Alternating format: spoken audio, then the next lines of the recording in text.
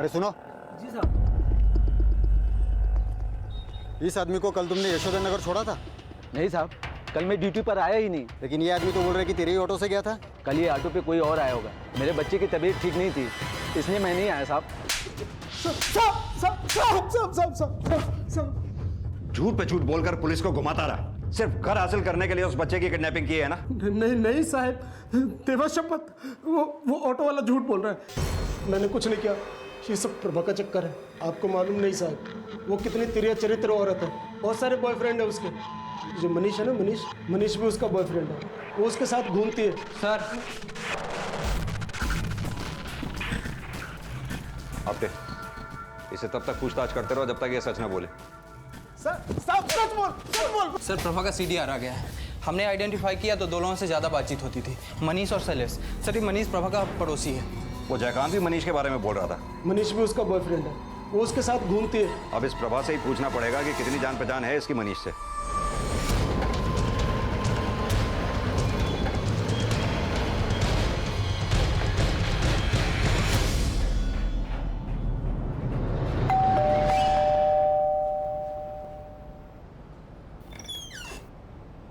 Sir दरवाजा तो खुला है।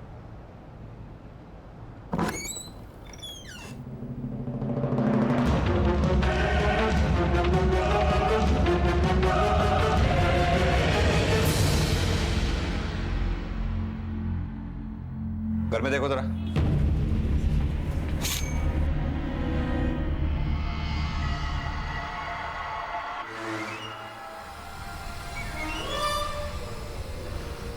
सर पेट में मल्टीपल स्टैबिंग है। जिस तरह से सामान बिखरा हुआ है उस तरह से तो देख के लगता है कि मरने से पहले हाथापाई हुई है। सर कोई भी मर्डर वेपन नहीं मिला। घर को और अच्छी तरह से छान मारो। Yes sir. Sir force entry तो नहीं लगती, लगता है किसी जान पहचान वाले ने ये कांड किया है। और सर घर की नौकरानी श्यामा भी घर पे नहीं है, वो मोबाइल भी इस्तेमाल नहीं करती। बॉडी को पोस्टमार्टम के लिए भेजो। सर शिंदे पड़ोसियों से पूछताछ करो, देखो किसी ने कुछ देखा है क्या। सर तब तक मैं इस मनीष से बात करता हूँ। पहले बच्चे का अपहरण और फिर उसकी मां प्रभा का खून, जो कि पुलिस के शक के दायरे में भी थी, जिसके चरित्र को लेकर कई सवाल सामने आ चुके थे। पर इससे पहले कि पुलिस उसकी तहकीकात शुरू करती, किसी ने उसकी जान ले ली। अब इस केस का रहस्य और गहराता जा रहा था। आखिर कौन हो सकता था मुजरिम? जयकांत, मनीष, श्यामा या फिर कोई और?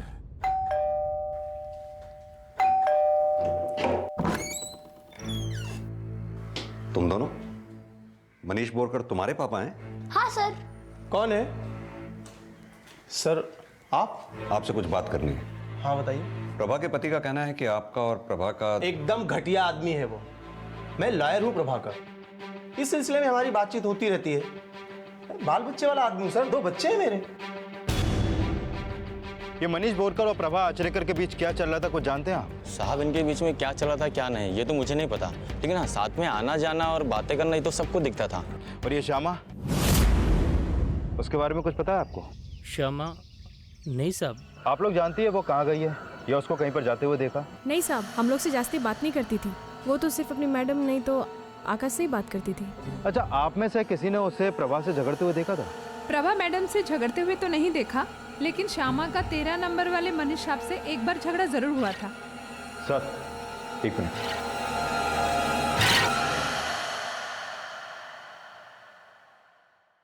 तुम्हारा श्यामा से झगड़ा हुआ था? हाँ सर, उसने मेरे बच्चों पर हाथ उठाया था, इसलिए मैंने डांटा था उसको। बेटा श्यामा मौसी ने तुमको क्यों मारा था? हमने श्यामा मौसी से कंप्लेन की कि प्रभा आंटी आकाश को बहुत मारती है, तो उन्होंने हमें मारना शुरू कर दिया। सर कहीं ऐसा तो नहीं कि आकाश की माँ आकाश को मारती थी और श्यामा भी इसमें शामिल थी? शिंदे अगर ऐसा है भी तो श्यामा क्यों मारेगी प्रभा को? ये दोनों कड़ियां आपस में एक दूसरे से जुड़ती नहीं लगती। सर मैं उसके बारे में पता करता हूँ और जो भी कोई इन्फॉर्मेशन सर प्रिलिमिनरी रिपोर्ट से यह पता चला है कि प्रभा के साथ कोई भी सेक्सुअल असल्ट नहीं हुआ था। तो फिर प्रभा के कपड़े हमें फटे हुए कैसे मिले? जरूर किसी ने हमें गुमराह करने की कोशिश की है। ये जयकांत के सेल का ताला खुलवाओ, उसी के दिमाग की उपज हो सकती है। सर मारो साहब, मारो मारो मारो और मारो साहब, रुक चुके। आप कितना भी मारो, लेकिन आपको मैं एक ही बात बोलूंगा कि मैं कुछ नहीं किया मेरे साहब, मैंने कुछ नहीं किया। कोई मुझे फंसाना चाहता है साहब, वो ऑटो वाला झूठ बोल रहा था। साहब मोरे, दूसरे ऑटो वालों से ही पूछताछ करो, पता करो इस अप्सरा वाले ऑटो के बारे में। सर अच्छा, ये MS04 GN 903 नंबर का ऑटो यहीं खड़ा होता है ना? उसके ड्राइवर का नाम गणेश है। वो पिछले 2-3 दिनों में कोई छुट्टी लिया है क्या? नहीं नहीं साहब, रोज आता है, बल्कि तो कल भी आया था, परसों भी आया था सर। शिंदे, अब बता क्यों झूठ बोला तूने? पहले से ही मेरे पर एक्सीडेंट के 2 केस हैं, इसलिए मेरे को पुलिस के लफड़े में नहीं पड़ना था साहब। मैं लेकर गया था उसे और वो अकेला ही था साहब। अब तीसरा केस बनेगा तेरे ऊपर, पुलिस को गुमराह करने के लिए। गलती हो गई, माफ करना, बाल बच्चे वाला हूँ साहब, छोड़ दो मुझे। सर इसका मतलब जयकांत का प्रभा की हत्या और आकाश की किडनैपिंग में कोई हाथ नहीं है। फॉर्मेलिटीज पूरी करके जयकांत को जाने दो, लेकिन इस पर नजर रखना, दूध का दूल्हा ये भी नहीं है। वो प्रभा के कॉल रिकॉर्ड्स में एक और भी तो नंबर था। हाँ सर, शैलेश है, जो एक साइबर कैफे चलाता है प्रभा की लोकेलिटी में। प्रभा के साथ अपने रिश्तों को लेकर बहुत डींगे मारता है वो।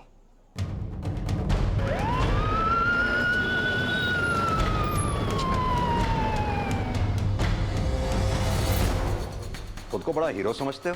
मोहल्ले की सबसे हॉट औरत को मैंने पटा रखा है, ऐसा कहते घूमते हो। सारी इन्फॉर्मेशन है हमारे पास। ऐसा कुछ भी नहीं है। तो फिर प्रभा से फोन पर इतनी बातचीत क्यों होती थी? काम के लिए सर, उसे अक्सर टाइपिंग और स्कैनिंग करवाने की ज़रूरत पड़ती थी। सर वो मेरी कस्टमर थी, बातचीत तो करनी पड़ेगी, ग्राहक तोड़ूंगा तो धंधा कैसे चलेगा सर? शिंदे, शैलेश बहुत चालू चीज है, इसके भी कॉल डिटेल्स निकलवाओ।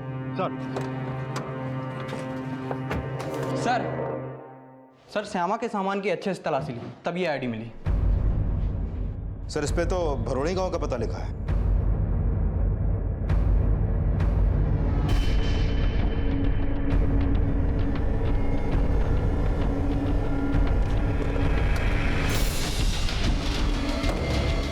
सुनिए काका, सुनिए, इस लड़की को देखा आपने? ये तो श्यामा है, ये यहाँ रहती है। यहाँ पर? चलो।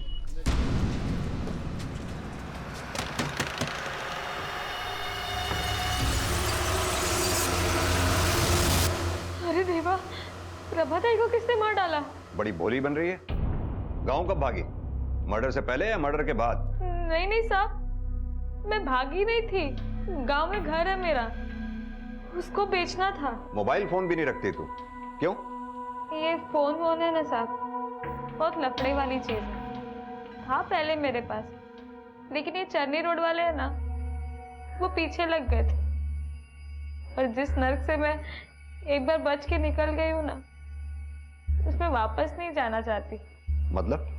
घर से भाग गई थी मैं, जिसके साथ भागी थी 1-2 महीने उसने इधर उधर घुमाया, उसके बाद बेच के भाग गया। धंधे पे बिठा के गया था वो मेरे को। बड़ी मुश्किल से एक दिन में वहां से भाग गई, इधर उधर घर काम करने लगी। प्रभा ताई का घर मिला, काम किया मैंने वहां, मेरा मन भी लग गया वहां पे साहब। गांव में कोई बचा नहीं मेरा, इसलिए मैं घर बेचने के लिए गई थी, भागी नहीं थी मैं। वो भी नहीं बिका। इतना जल्दी हो गया सब कुछ? वैसे ही अपने गांव का घर अचानक बेचने की क्या पड़ी थी तुझे? ये सब मैं आकाश के लिए कर रही है। फिरौती वगैरह के लिए फोन आता तो मैं पैसे कहाँ से देती साहब? इस बात की फिक्र करने के लिए उसकी माँ थी, बाप है साहब। वो सिर्फ नाम के लिए माँ थी, कभी ध्यान नहीं रखा उसने आकाश का। हमने मोहल्ले वालों से सुना था तेरी प्रभा ताई आकाश को मारा करती थी। हो साहब। तो तूने भी तो हाथ उठाया था वो वकील के बच्चों पे, चिंटू और मिन्नी। वो बच्चे नहीं है साहब, शैतान है शैतान। ये बात तूने हमें पहले तो नहीं बताई कि तेरी प्रभा ताई आकाश को मारा करती थी और वो बच्चे आकाश को तंग किया करते थे। साहब वो ताई ने मना किया था। क्यों?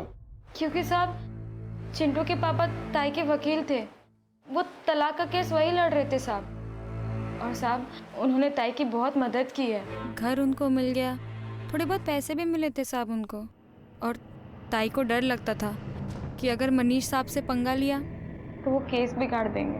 हे भगा ताई, देखो क्या क्या वो मिनी और चिंटू ने। बच्चे और बच्चे तो मारपीट करते ही रहेंगे। और वैसे भी ना, ये लड़का मुझ पर बोझ है, पता नहीं किस जन्म का पाप है।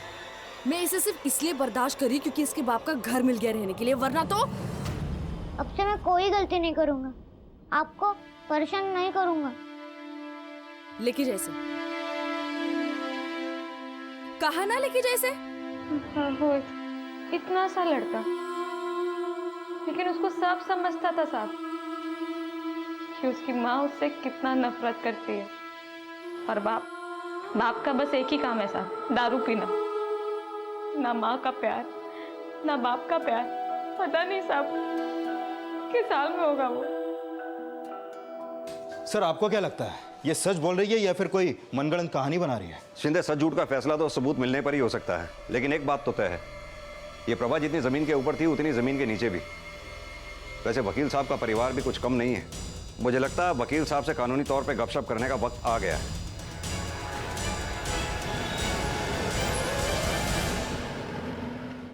बेटा, आप दोनों आकाश को स्कूल से आते जाते तंग किया करते थे। अब की बार आप झूठ मत बोलना। पुलिस वाले अंकल झूठ और सच सब पहचान लेते हैं। हमको आकाश अच्छा नहीं लगता था। हमारे पापा उसकी मम्मी के साथ ज़्यादा रहते थे। प्रभा आंटी हमेशा घर आती थी और हमेशा पापा से अकेले में कुछ बात करती थी। वो आती तो पापा हमारी तरफ ध्यान नहीं देते थे। हमें लगता था अगर उसकी मम्मी हमारे घर रहने आ गई तो हमारे पापा नहीं रहेंगे, बल्कि आकाश के पापा हो जाएंगे। अब बोलिए वकील साहब, अब तो आपके बच्चों ने ही आपकी पोल खोल दी। बच्चे हैं, इनको कहाँ इतनी समझ। आप वकील हैं, पुलिस को गुमराह करने की सजा पता है आपको। दरअसल सर, प्रभा नहीं चाहती थी कि हमारे रिश्ते के बारे में किसी को भी पता चले। प्रभा, कब तक ऐसे छुप छुप के मिलते रहेंगे? अब थोड़ा तो सब्र करना पड़ेगा ना। तुम्हारे 2 बच्चे और मेरा 1। शादी करना इतना आसान थोड़ी ना। यार, तुम्हारे बिना अब अच्छा नहीं लगता है। मैं और प्रभा शादी करने वाले थे। आकाश की वजह से हम लोग रुके हुए थे।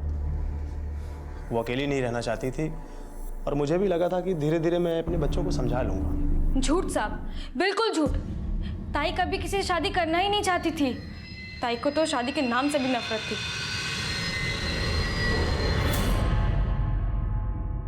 ताई, एक बात बोलूं, बुरा मत मानना, लेकिन बच्चों को सब दिखता है। हाँ तो क्या सारी उम्र ऐसी ही रहूं मैं? नहीं, मतलब अगर वकील साहब आपको पसंद है तो शादी। तो पागल हो गई? उसके 2 बच्चे, मेरा 1 बच्चा। क्या पूरी जिंदगी में से बच्चे संभालती रहूं? और एक बार शादी करके देख ली ना, क्या मिला? जो औरत अपने ही बेटे से नफरत करती थी, आपको लगता है वो चिंटू और उसकी बहन को संभालती? साहब, ताई को अच्छे से पता था उसकी जवानी उसका क्रेडिट कार्ड है। काम निकलवाना ताई को अच्छे से आता था साहब। आदमी को झुलाने का और काम निकलवाने का। बकवास। प्रभा ने मुझसे प्रॉमिस किया था कि वो मुझसे शादी करेगी। आकाश की वजह से हम दोनों अटके थे, वरना कब की हमारी शादी हो चुकी होती। सर हो सकता है प्रभा से शादी करने के लिए मनीष ने आकाश को मरवा दिया हो, और जब प्रभा ने भी शादी से इनकार कर दिया होगा तो मनीष ने उसे भी मार डाला। लेकिन प्रभा ने हमसे ये बात छुपाई क्यों कि मनीष के बच्चे आकाश को तंग करते थे? कोई माँ इतनी भी स्वार्थी हो सकती है, समझ में नहीं आता। 1 मिनट। हेलो, ठीक है सर, प्रभा के घर से थोड़ी दूर पे ही एक और सीसीटीवी फुटेज मिला है।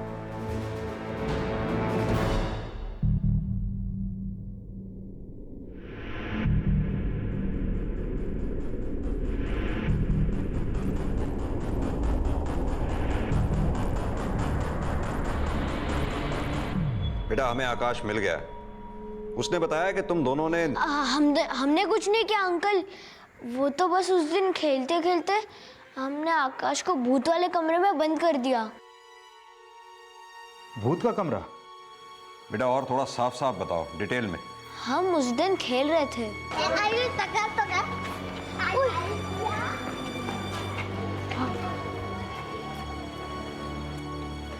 आकाश हमसे दोस्ती करेगा?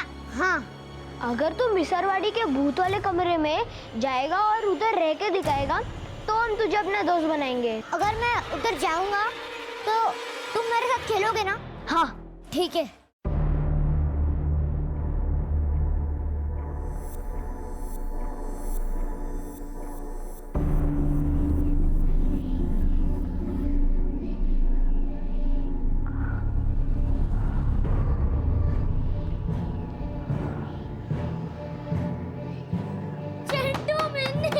दरवाजा खोलो, मुझे बाहर आना है। हमने आकाश को बंद कर दिया और वहां से वापस आ गए। अगले दिन देखने गए तो वो वहां नहीं था। क्या वो वहां नहीं था? बेटा वो जगह है कहाँ, बताओ हमको।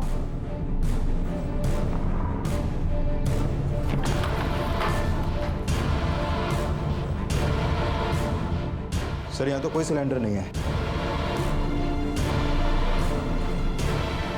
सर ये देखिए सिलेंडर के निशान। इसका मतलब आकाश यहीं था, इस सुनसान जगह पे। उस बेचारे की तो कोई चीख भी सुनने वाला नहीं था। सर 2 दिन बीत चुके हैं, अब तक तो उसका ऑक्सीजन भी खत्म हो गया होगा। पता नहीं बच्चा जिंदा भी है या नहीं।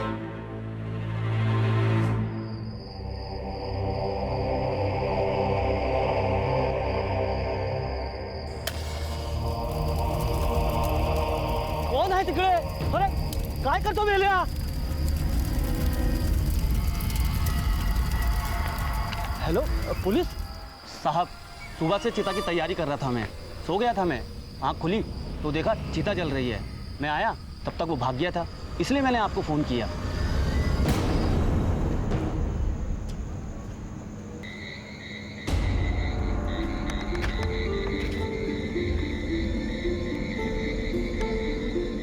सर घाट के बाहर पास से ये ऑक्सीजन सिलेंडर मिला है, लगता है बॉडी आकाश की है। बॉडी को आइडेंटिफाई करने के लिए जयकांत और श्यामा को बुलाओ। सर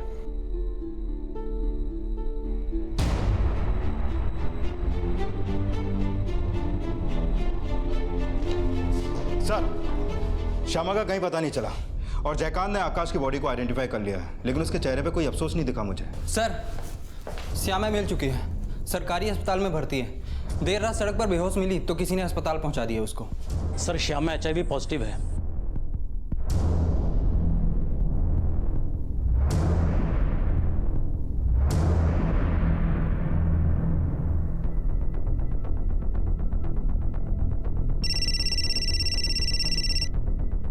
हाँ आपटे। सर मैंने शैलेश की कॉल रिकॉर्ड चेक की, पता चला है कि उसकी रातें अक्सर अलग अलग होटलों में बीतती थी। और सबसे हैरान करने वाली बात यह है कि प्रभा की फ़ोन के लोकेशन उसी समय और उसी जगह एक्टिव होती थी जहां शैलेश होता था। पता करो इनका कनेक्शन क्या है। सुनिए, इन्हें पहचानती आप? हाँ सर, ये यहाँ पर रेगुलरली आते हैं। अकेला था या किसी के साथ? सर कोई लेडी होती है इनके साथ में। मोड़े। हाँ सर, यही लेडी है।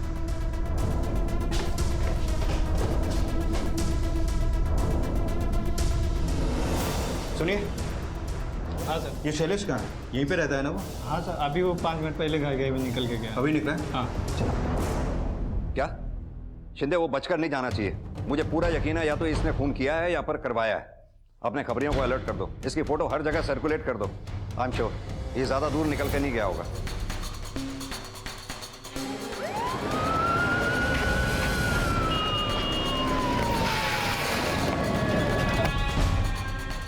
इस आदमी को देखा है आपने?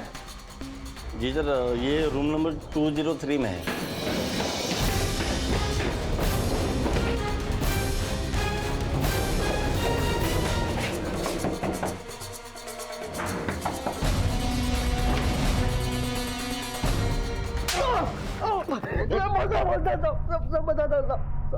चल बता।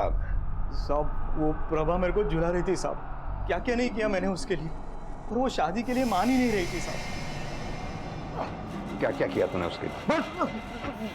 अब वो नकली बायोडाटा बनाए, झूठे एक्सपीरियंस सर्टिफिकेट बनवा के दी, ताकि उसको अच्छी नौकरी मिले साहब। लेकिन साहब मेरे को पता चला कि उसका उधर वो वकील मनीष के साथ भी अफेयर चल रहा है साहब।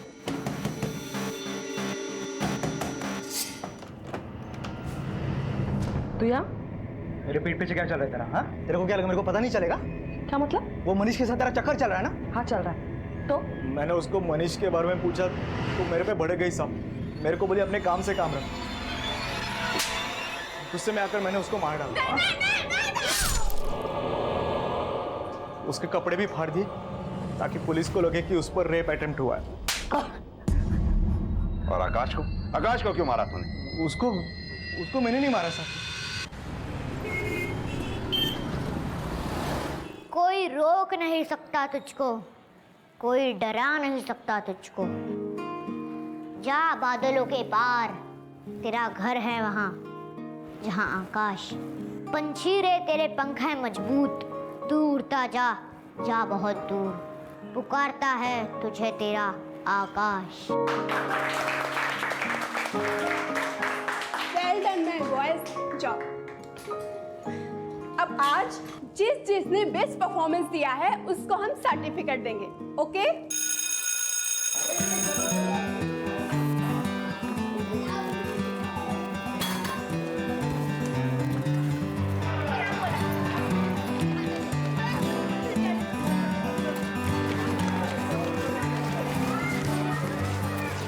देखो मौसी, आज मुझे मेरी पोएम के लिए सर्टिफिकेट मिला। आज मम्मी बहुत खुश होगी।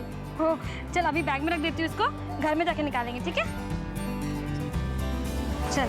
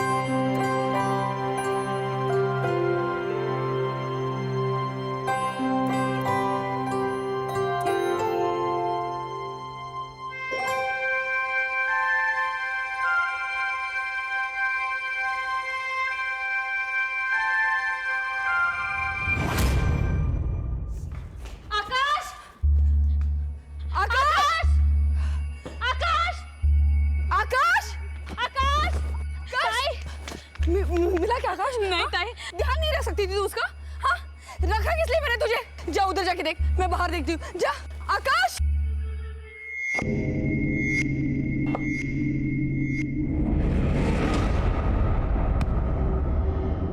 जल्दी दे।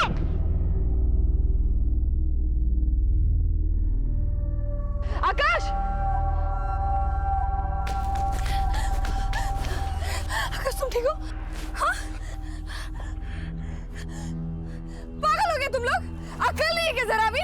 पता है ना आकाश ये सब नहीं खेल सकता, फिर भी इसे यहाँ पर लेकर आए तुम लोग। हाँ, अगर मेरे बच्चे को कुछ हो जाता तो? आकाश, ये खेल तुम्हारे लिए नहीं है, ये इनके लिए मजा है, मस्ती है, लेकिन तुम्हारी जान भी जा सकती है। हर बच्चे के लिए माँ एक सुकून भी है और डर भी, क्योंकि माँ बच्चे की गलती पकड़ लेती है, उसे बच्चे की फिक्र होती है। आकाश को देखकर ही समझ में आता है कि क्यों उसकी माँ इतनी भयभीत होगी। पर क्या उसके भय का सिर्फ यही एक कारण था, या फिर माँ के अतीत से जुड़ा कोई रिश्ता भी था?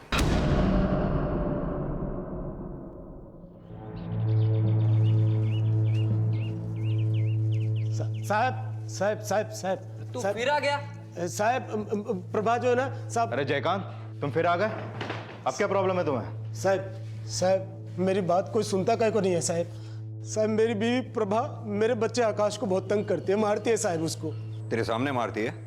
क्या बात कर रहे हैं साहब, आप तो जानते हैं कि हमारा तलाक हो गया, हम अब साथ नहीं रहते हैं, 1 साल हो गया। जब तू उसके साथ नहीं रहता, तुझे कैसे पता वो ऐसा करती है? सर मेरे को कोर्ट से परमिशन मिली है ना आकाश से मिलने पे, तो मिलने को गया था मैं उसको। तुम फिर से आ गए? मुझे आकाश से मिलना है। आकाश सो रहा है। मुझे मेरे बच्चे से मिलना है, कोर्ट का परमिशन है। तो क्या करूं? उसे नींद से उठाओ? तुम्हें पता है ना वो बीमार रहता है। अगर उसको मिलना है ना तो शाम को आ जाना। आकाश, आकाश, आकाश, आकाश बेटा, तुम बाहर निकलो। बेटा क्या हुआ? क्या हुआ बेटा? कुछ नहीं हुआ। क्या? आकाश, चोट लगी है उसको। आकाश, आकाश के बदन पर चोट के निशान है। मैंने उसको पूछा तो वो कुछ बोला नहीं। अपनी माँ से डरता है ना। तूने जब इतना सब कुछ देखा, तूने अपनी बीवी से पूछा नहीं इस बारे में? अरे साहब, उससे बात करना मुश्किल है। वो पता नहीं किस बात पे हाथ उठा दे। 2-4 बार तो मेरे को पीट चुकी है वो। इसी बात पे तो तलाक हुआ हमारा। क्यों मारती थी वो? साहब, उसका गुस्सा बहुत खराब है। वो तो गुस्से में किसी का खून कर दे। पागल है साहब। चलिए साहब, बच्चे को बचा लीजिए साहब।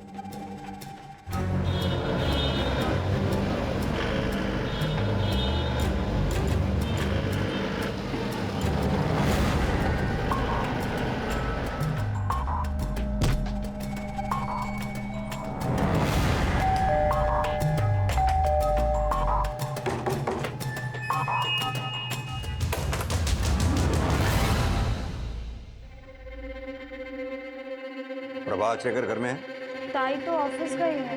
उनका बेटा आकाश अंदर सो रहा है। बुलाओ उसे। मैं ताई से बात करती है।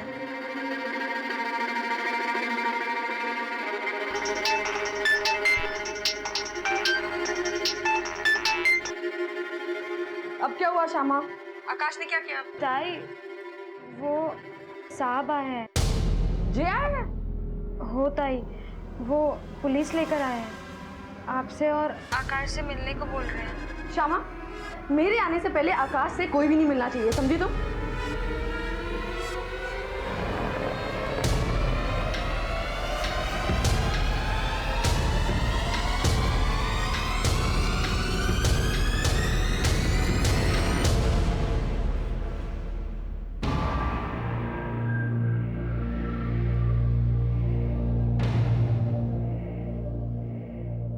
तो कभी नहीं सुधरना ना?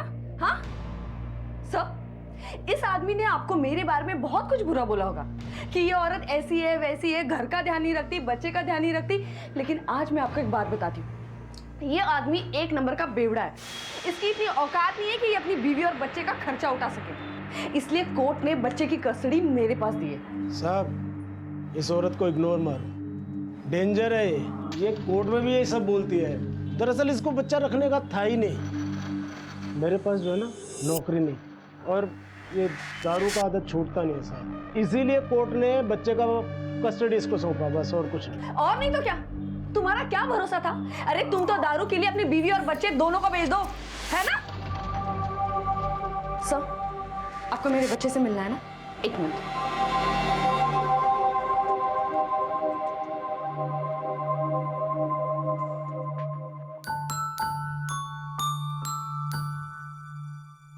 देख ली इसकी हालत सर।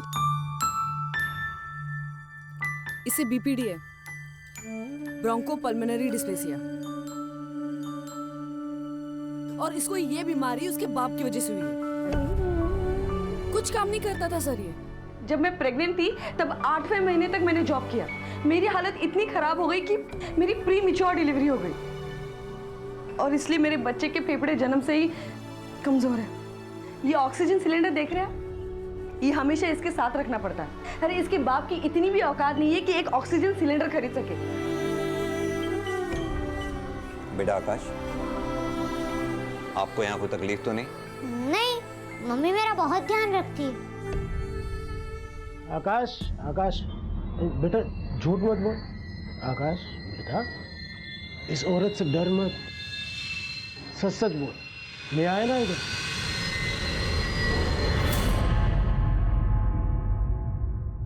मैं सच ही बोल रहा हूँ।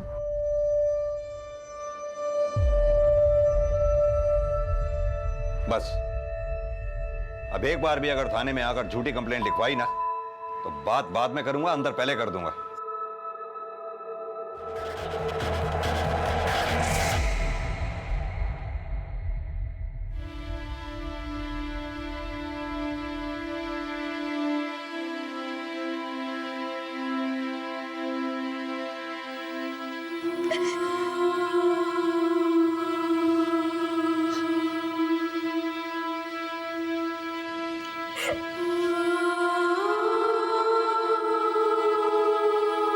मुताबिक उसकी मौत जहर खाने से हुई है। शिंदे, आकाश को गायब हुए 60 घंटे हो चुके थे। उसके सिलेंडर में गैस 48 घंटे की बची थी, वो तो वैसे भी मर जाता। फिर उसको जहर देकर मारने की क्या जरूरत थी? और जहर किसने दिया होगा उसे? सर, शमशान के पास जो हमें सिलेंडर मिला था वो आधा भरा था, मतलब वो पुराना नहीं था। जरूर किसी ने नया टैंक लाकर दिया होगा उसे। शिंदे, उस सिलेंडर का सीरियल नंबर चेक करो, पता करो सप्लायर कौन है और सप्लायर से खरीदा किसने था। सर,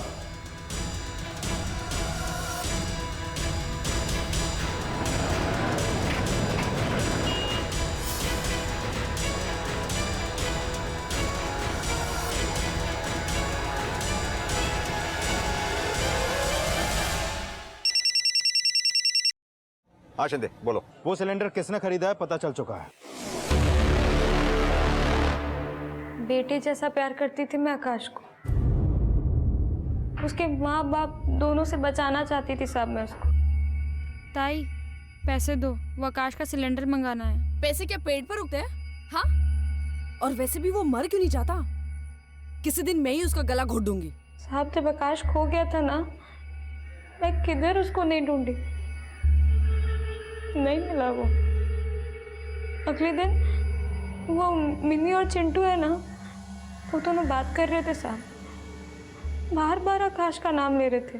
और वो मिसलवाड़ी है ना, भूत वाला कमरा, उसके बारे में बात कर रहे थे साहब। मेरे को शक गया, आकाश ने बताया था मेरे को वो भूत वाले कमरे के बारे में साहब।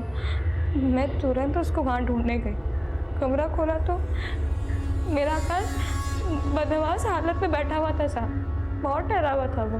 मैं उसको बाहर लेकर आई साहब और अपनी सहेली के घर लेके गई साहब। मैंने बहुत मेहनत की उससे कि वो सिर्फ 2 दिन के लिए आकाश को अपने पास रख ले। पर क्यों? मैं डर गई थी साहब, अगर मैं उस समय आकाश को ताई के पास लेके जाती ना, उसे बहुत मारती साहब। लेकिन तब तक प्रभात को किसी ने मार डाला साहब। और आकाश का मेरे अलावा और कोई नहीं बचा इस दुनिया में। मैंने सोचा गांव वाला घर बेच के थोड़े पैसे आ जाएंगे, लेकिन वो भी नहीं बिका साहब। ना मेरे पास पैसे थे, ना नौकरी। कुछ दिनों बाद तो सासें भी साथ नहीं देती साहब। तो उस नन्ही सी जान का मेरे बाद क्या होता? इसलिए मैं हम दोनों के लिए जहर लेकर आई थी साहब। श्यामा, ये ले दूध पिला।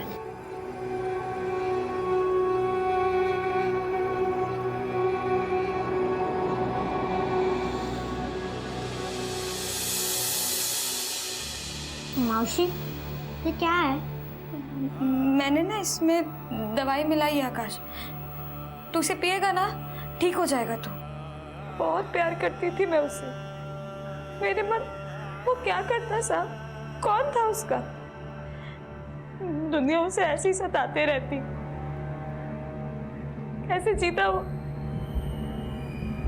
इसलिए मार डाला साहब, मार डाला। मौसी, तू रो मत। मेरे किताब में लिखा है कि हर बुरा सपना खत्म होने के बाद दिन और अच्छा होता है।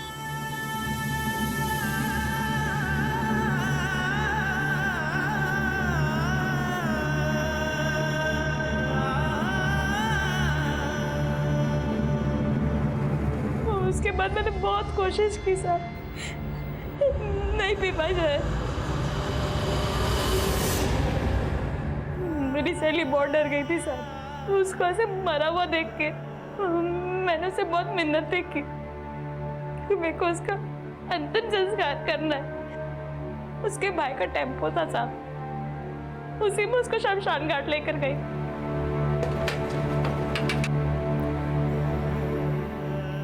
शमशान में डोम सो रहा था साहब। आकाश को मैंने चिता पे लिटाया साहब और आग लगा दी।